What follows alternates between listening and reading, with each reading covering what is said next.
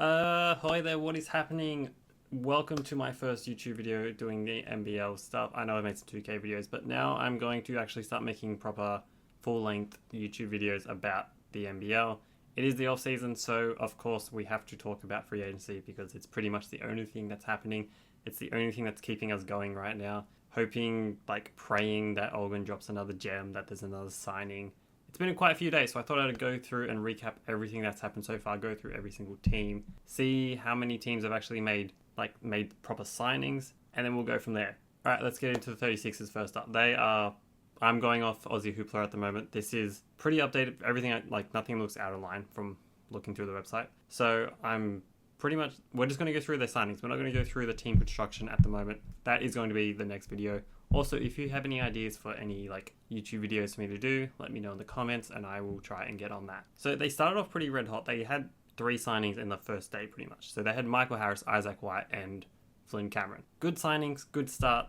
36ers need this. They need some stability. They need some good Aussie pairings with DJ and Isaac Humphries. I think these 3 guys work well for that. Flynn Cameron is the big signing for them. He was like a sought after free agency. Everybody wanted him. Everybody thought he was going to end up going to New Zealand. That was not the case. He ends up in Adelaide because they have offered him a better deal. They've offered him the chance to start, the chance to prove himself. He's 24 at the moment. He needs to be able to prove himself. Melbourne United, he was kind of held back behind so many other guys and probably would have had a lot of opportunity right now. Delhi left. Who knows if Ian Clark's going to return again. There's a lot more opportunities. Shea Ili is still there, obviously, and then Dash Daniels, but Dash Daniels is not going to be a starter there. This could have been a good opportunity for him to stick around, but he wanted to try his luck somewhere else, which I don't blame him.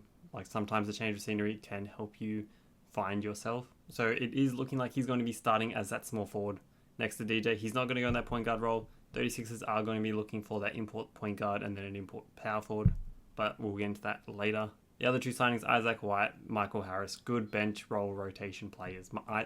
Their bench scoring was terrible last season. We all saw it. They were last in the league. It's not a good look for them. To be able to go and get guys like Isaac White, and plus they're Adelaide they're from Adelaide. That's the thing that they also want to get.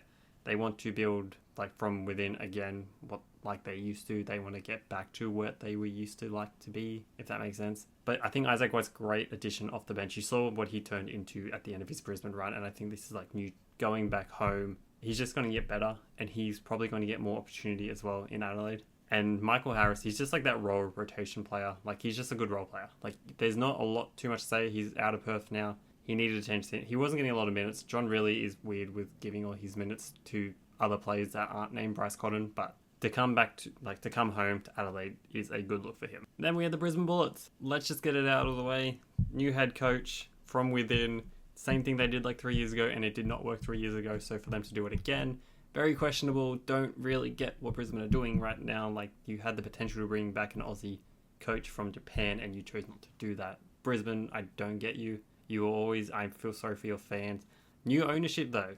That is another big thing. A new ownership. You don't have Larry Kesselman own that big stakeholder. He doesn't own 25% anymore. He owns 0%. So now you're no longer owned by the league, which is also a good sign. It's a good progression for the club as well. They've been back for 10 years now, and to finally be free of having been owned by the NBL, good sign, good start. But head coach, until he actually proves himself, everyone's going to be critical. It is one of those things. Kind of give it a couple weeks, give it a couple months or whatever. It might end up being a lot better than what originally it looks like, but we will wait and see. And then with the signings, you guys haven't done a lot of signings. I mean, you brought back Casey Prater at the end of last year. You picked up Tohi Smith-Milner's option, and you've signed Tane Murray. That is about all you've done. Very quiet. I mean, I know you wanted to you want to sort out your head coaching role and everything, but now you kind of need to start bringing there's still a bunch of NBL free agents. There's still a bunch of Aussies there. They need some more guards. That's probably their big thing that they need to work on right now. With the Adelaide, they're just filling out all these other I think they need to focus on their imports and then find that backup center. Brisbane also need that backup center. They also need an import power forward because right now you don't have a power forward. You have Casey Prather who's going to play on the wing. He's not a proper power forward. You had Josh Bannon. You've lost him. He's in Tasmania now. What are you going to do with that power forward position? What are you going to do with that other guard position? Are you going to rely on Mitch Norton to be your starting point guard now and then having him with James Bateman? I mean, Mitch Jordan has looked good in spurts, but I don't think he's a full-time starting point guard in the league anymore. He's great for that backup, you need that veteran presence. He's great to come in for that kind of role. But Brisbane, you have one import spot. You need a guard and you need a power forward, and there's not a lot of great Aussie power forwards available right now. So, but you also need a marquee player. Who is this marquee? I mean, I thought Tyro Harrison is, but apparently he's not. He's not a marquee level player yet. I think he's going to ask for that bag soon, or he's going to be priced out of Australia the way that he's playing overseas right now. He's contracted for another couple of years, so you kind of need to jump on his peak, jump on his full potential right now, and then find that player to build around and help him. But yeah, Brisbane, you've still got a lot to do. Then we have the Cairns Saipans. Where is your coach? Why have you not found a coach yet? There are so many opportunities. There are so many people available. You really need to sort this out because you guys haven't signed anybody. You haven't even looked at bringing in any imports or anything. You've brought back a bunch of your guys, which is like a good start. But they need to really start like signing other players. They need to bring in a marquee. They need to bring in some imports. I don't even know who could be that marquee player at this point for somebody in the Cairns price range. I know they were looking at Ty Webster. Ty Webster is probably like the biggest free agent right now, which shows you where we're at this point of free agency. Like the players that we know are available. He's the biggest available option in that point guard role. There's not a lot of great Aussie/New Zealand point guards available, so to find one is like it's like a gem. It's just like a golden nugget, you know. It's what Indiana Jones is looking for when he switches it with the sandbag. He wants that bag. But you started off strong. Like you re-signed Kyron Galloway, you brought back Kyle Adnam, you brought back Alex Higgins, Tisha. Now what are you gonna do? Who knows? You've got a good foundation as well. You got Sam Wardenberg as your marquee because he's shown how good he really is. He's not going to be in Cairns for much longer because he's going to be getting a massive bag somewhere else because he's becoming so valuable. He's just getting better and better.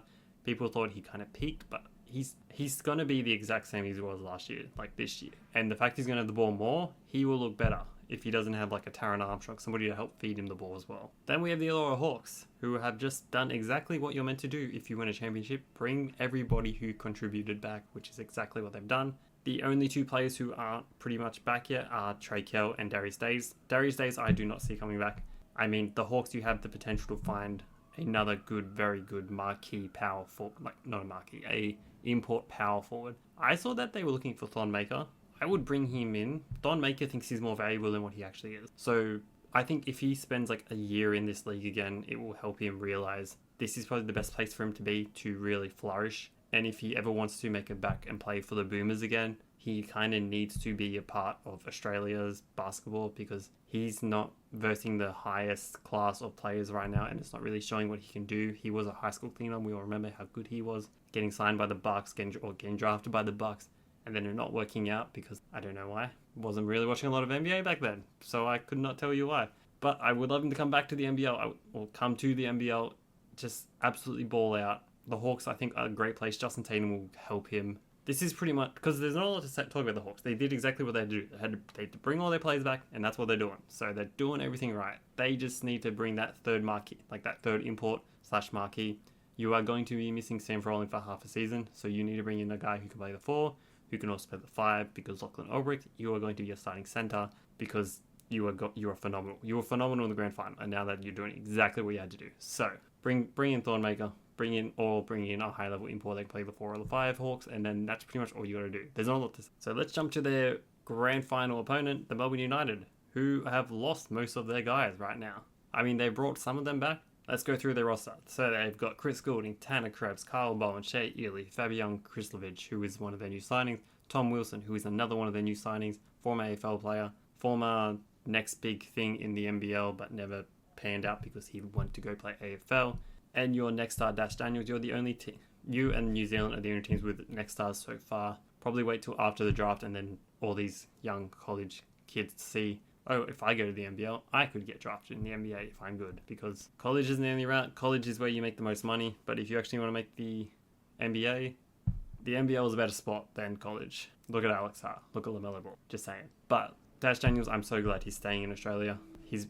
Dyson wanted to play in the G League. There's no G League Ignite anymore. Thank God. That was a train wreck. And then the rumour with Australia having a Next Stars team, that is dumb. Liam Santa Maria, you better not be doing that for us. But yeah, no, Dash Daniels, happy to see you in Australia. Happy to see you in Melbourne. Dean Vickerman will help you. You will be a lottery pick. That is how good you look. You are going to be the best defensive player in this draft, and they will see that because Dyson is, and you're similar to your brother in like the best possible way. Let's look at the other signings. Tom Wilson, he's a guard. 6'4", I think, 6'5", around that kind of mold. The shot's looking better and better. He's playing the NBL 1 right now, so if you do want to see what he actually looks like and how he plays, he looks like an AFL player, because he was. But he also plays like a basketball. Like, he's got the length, he's got the skill. He's looking better and better every single week. So that's a good signing for Melbourne. He was part of like a training squad or whatever for them last season while they were like preparing for the grand final. But to see him actually finally come back to the NBL, or finally come to the NBL properly, is a good sign, and it's good to see. So let's hopefully he gets minutes. Hopefully he actually pans out, and it's good for everyone. Then we have Fabian Krislovic. They needed a proper backup center. Rob Lowe is gone. He's moved on to New Zealand. So you got Fabian Krislovic. This is a good backup center. Now you just need to nail that proper starting center. You've got all your 3 import spots available. It could be somebody like Tanner Krebs would be amazing. Tanner Krebs would be really cool. Former Cairns Taipan player. He showed a lot of potential. Someone like Melbourne is a good place for him. He can shoot 3. He can do everything that he can do. You play alongside Chris Goulding. Play under Dean Vickerman. Similar to playing under Adam Ford. Somebody that will ride and die for you. And then they brought back Shea Illy. They brought back Kyle Bowen. 2 good players that are in the rotation. 2 good players that deserve to stick around. So Melbourne, you've done the little things. Now you just need to look at the imports. You don't have all your Australian marquee players that you once had like the last few seasons. There's no Delhi, he's moved on. There's no JLA. There's no Jack White. Potentially he could return. There is still a chance. He just wants to see if he can get back in the NBA. I doubt it. I highly doubt it. I love Jack White, but he kind of proved he was a bit of a... He does have some flaws he hasn't fully fleshed out and solved, i.e. the free throw line, i.e. getting jitters. Like, some games he was amazing in the grand final, but not every game, and that's going to hinder his chance on returning to the NBA. For somebody his size, for what he does, he needs to be able to hit a free throw. Now let's go look at the team that's absolutely revamped everything. Let's go look at the New Zealand Breakers. They have had a lot of signings. They have gone back to being the New Zealand Breakers. They are no longer more Australian than New Zealand Breakers. So let's go through their roster. They got Sam Menenga, Mitch McCarron, that is old. He's no longer part of that roster. He's about to be bought out. It hasn't officially been announced, I don't think, but it's been talked about. It's pretty much been confirmed by everybody except New Zealand officially. He's probably just sorting out like the buyout contract, whatever it is. Probably trying to find another team to ship him to, which would be ideal. I mean, there's quite a few teams that could use a Mitch McCarron, and surprisingly, actually, not really. It's his original team, the Perth Wildcats. They could use Mitch McCarron. That would be like an ideal spot for him. Otherwise Cairns, but they have Kyle Andam, so I don't know how that really mixes well. Or there's Tasmania. Adelaide could use him. I mean, actually, maybe not Adelaide. He was in Adelaide. Things did not work out that well. Even though Adelaide could use a Mitch McCarron, but he probably will not be going to Adelaide. Anyway, back to their roster. Sean Bairstow, Max Darling, Taco for now. That's another one that might be bought out. Probably is going to be bought out, going to be changed or whatever. Wait and see kind of thing. Carlin Davison, Isaiah Liafa, Ruben Tarangi, Taylor Britt, Rob Lowe, Kaya Isaac, Alex McNaught, and Kareem Lopez as your next star. They've done all their their local talent. That's pretty much done. They've just got 2 import spots, probably 3 once you sort out the Taco situation. There is a chance Parker Jackson Cartwright does return. It's looking more and more likely than it was, say, like a month ago, which is a good sign if you're New Zealand, but not a good sign if you're all the other teams that were looking at him, i.e. Perth.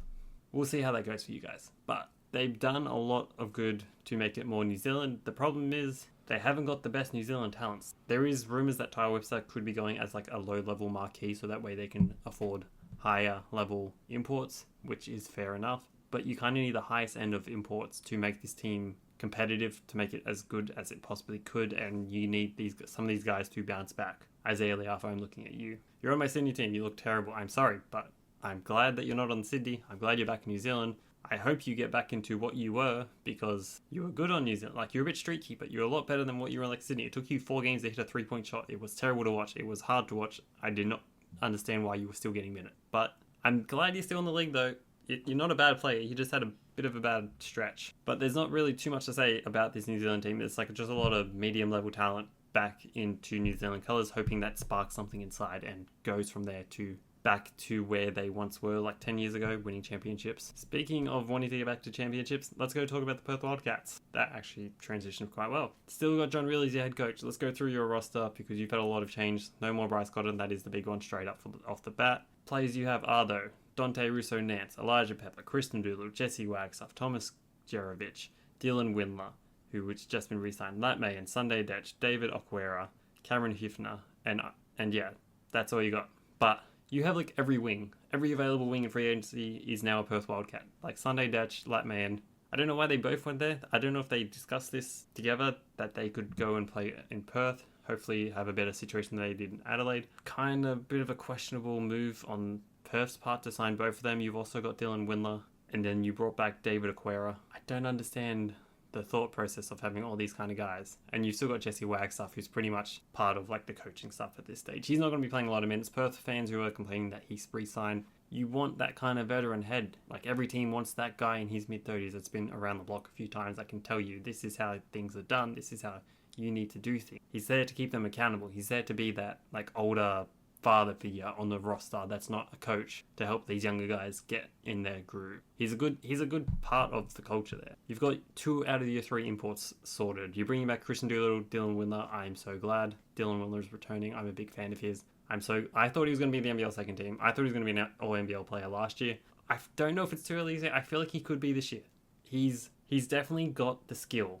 He's definitely got like the talent to do it, and you could see it in some of these playoff games. He dropped 30 points. He can do it, and now that he might be the number 1 option in this squad, depending on who your import point guard or import center. I'm assuming he's going to be an import point guard because you don't have a point guard. You don't really have a center either. But yeah, you need to get that marquee point guard or center, and then the import point guard and center to fill out this roster. That's the main things that they need. But you've got the wings, you've got your shooting guards. You got Elijah Pepper, who is a shooting guard. He's like a DJ. He's like a Chris Goulding. I've seen people wanting to play the point guard. He's not there yet. Don't expect him to be a point guard right now. He just wants to shoot the ball. He wants to prove himself that he's an absolute flamethrower, which he is proving the NBL one because he is averaging 50 points, which is insane. Doesn't matter what league it is. It's still impressive to be able to average 50 points. I mean, how many of you can do that? Maybe on 2K. But yeah, the big thing for them is that they need that point guard. They need that center. Who that is, their rumors, we'll go into that maybe in another video. Now let's get into probably like the quietest team in terms of free agency, the Southeast Melbourne Phoenix. They haven't done anything. My mistake. They have made 1 signing. My apologies. Akech Ale, you are a Southeast Melbourne Phoenix. You are that backup center that they have been looking forward to. They needed for Geordie Hunter. He needed another center next to him, or he needed another center so that he could actually play proper minutes and then be able to rest properly without relying on your power forward to play the center. Matt Hurt, don't know if you're going to return. I would love for you to return for the Southeast Melbourne Phoenix. That is a wait and see thing. He might be priced out because of how good he is. He's only 25 now, so it's going to be hard for him to return because of the money that he's probably going to be asking for right now. If the Phoenix want to pay it, go pay it. Or bring back John Moore, who knows? Or bring in John Moore. He is an owner, so bring him on the squad. Anyway, the rest of their roster: Owen Foxwell, Nathan Sobey, Angus Glover, Jordan Hunter. That is it. You're bringing back a lot of the guys who did contribute last year, which is good. Which is a good start. But you've currently only got 5 players. Need to start making some moves. You don't have any of the imports signed yet. You've got your marquee and Nathan Sobey signed. You've got Geordie Hunter, who could potentially be a marquee signing. I've seen somewhere that he might be on that kind of money. But now you need to find that import point guard, that import center, or not. Import power forward. It's not going to be Mitch Creek. It's pretty much been confirmed he's sticking around in Europe for another year. So do not try it. So Phoenix fans, don't get your hopes up. It's not going to be Mitch Creek.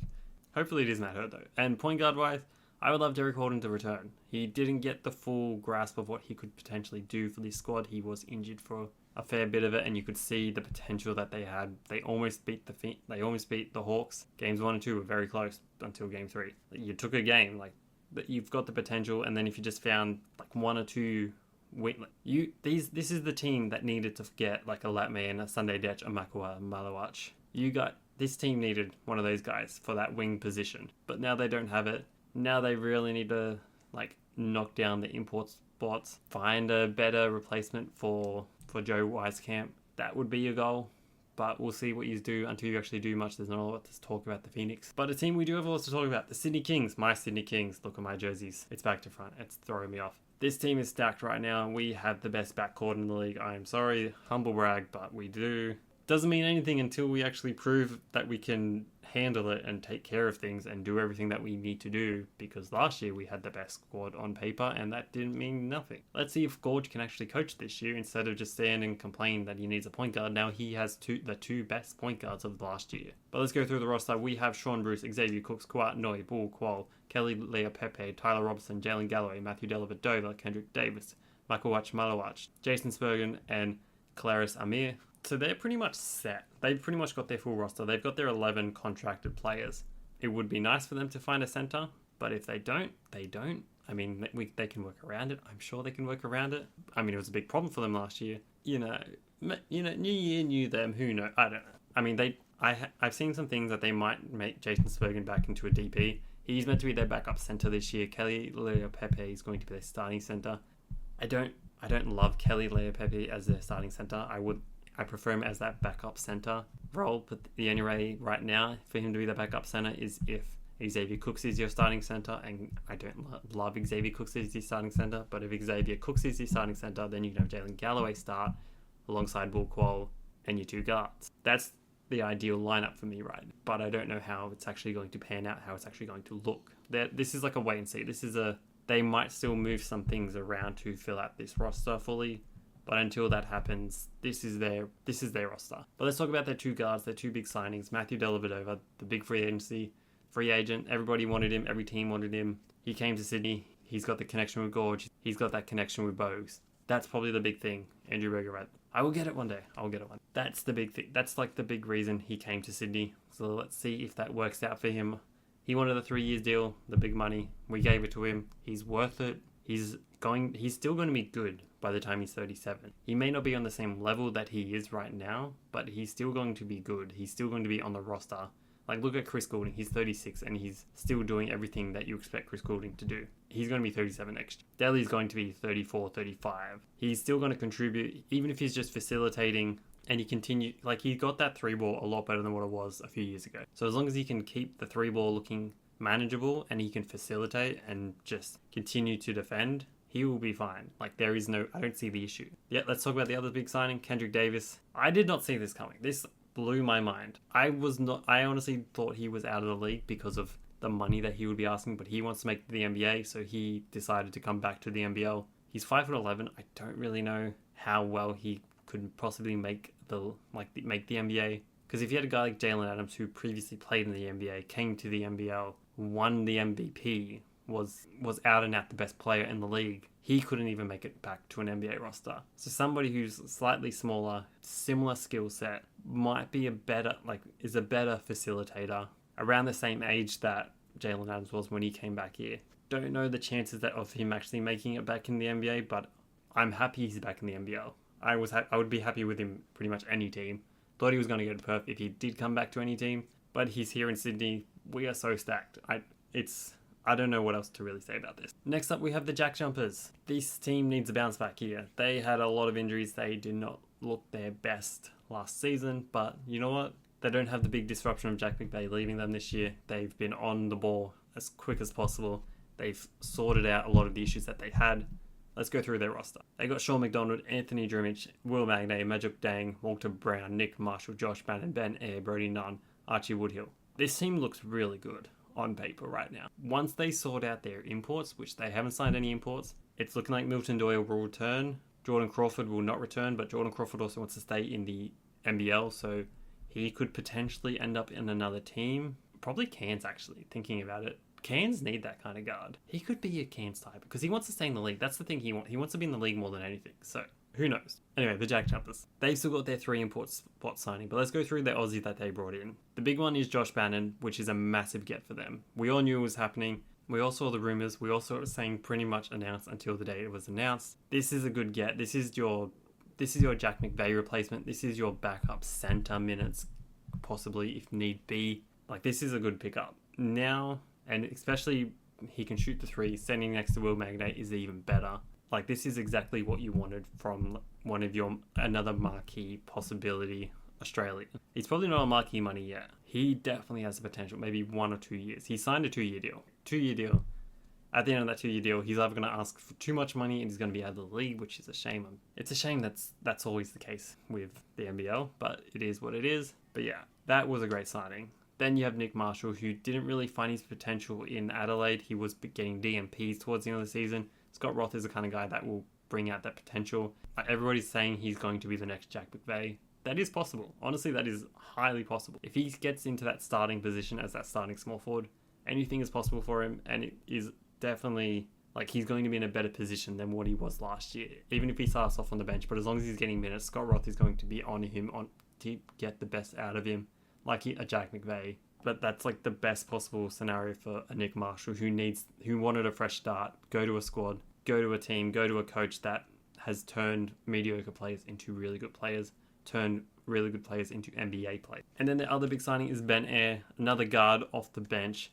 Pretty much the Sean McDonald backup. Sean McDonald had a bunch of injuries, so you bring in a guy like Ben Ayre who can do a lot of similar things to Sean McDonald, a couple years older, but he's still very good shooter, very good ball handler. Like, he can do all the things that you want your backup guard to do. He's going to be a great 6-man. Like, they've got a lot of good pieces, a lot of good around, and then they've still got 3 imports, well, 2 after you have Milton Doyle.